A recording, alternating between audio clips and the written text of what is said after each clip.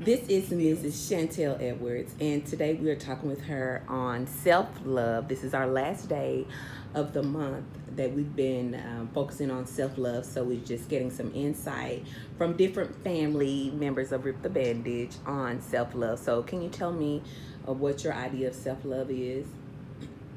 Um, Self-love is loving yourself no matter what.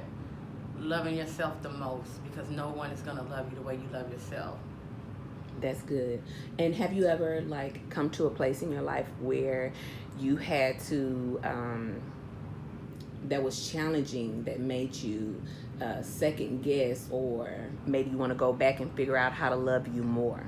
Yeah, I've been there several times in life. I think sometimes when you think you're loving yourself, you're not. You're loving and you're pouring into everybody else so much more, neglecting yourself, questioning yourself. Other people, the way they feel about you will make you question yourself, make you question your love. But in the end, you have to go back, remember yourself, remember to love yourself first, because you can't properly love no one else unless you're loving yourself. So you have to be true to self. And what does that look like? Because with the three different ladies of you, the different ideals of self-love that all of you ladies have are quite the same, but a little bit different, but the same. But what does that loving yourself look like? Is it a feeling? Is it an action? Or what is that? It's a bit of both. It's a feeling. Just like when you love somebody else, that feeling you get inside, it's that same feeling. It's the way you care for yourself. You know yourself, the way you present yourself, the way that you deal with other people. It all shows. If you loving yourself, it's going to show in the way that you deal with other people. It's going to show in the way that you present yourself. I think that's so good. So what do you have to say to the people? I talked to Alicia about the girls in her and the guys in her millennial state that we're in now. But what do you say to the women that are, early in their 40s or in their 30s, who struggle with self-love, who feels like, oh, it's too late, or their idea that they have for self-love they've had their whole lives and they don't think that they can change their image? What do you say to that? Do the work. Do the work. Find what works for you.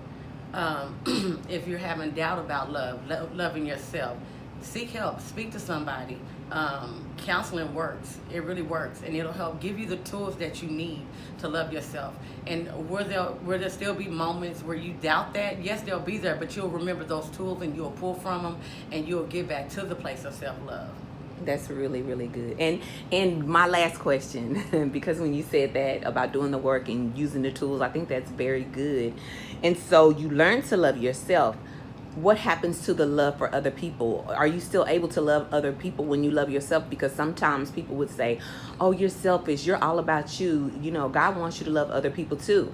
What do you say about that? You still love other people, because like I said, when you love yourself, truly love yourself, is going to reflect in the way that you treat people. And just because sometimes you have to say no and have to put up limitations, it don't mean that you love anyone less. So the love is still going to show, and then it'll help you identify those people that are not true to you, that are not truly loving you. So, and you'll be able to eliminate those people out your life. But no, and having limitations and standards does not mean that you don't love yourself and that you don't love other people. Wow, that's amazing. Thank you so much, Miss Chantell. Thanks. You're welcome. Have a good day.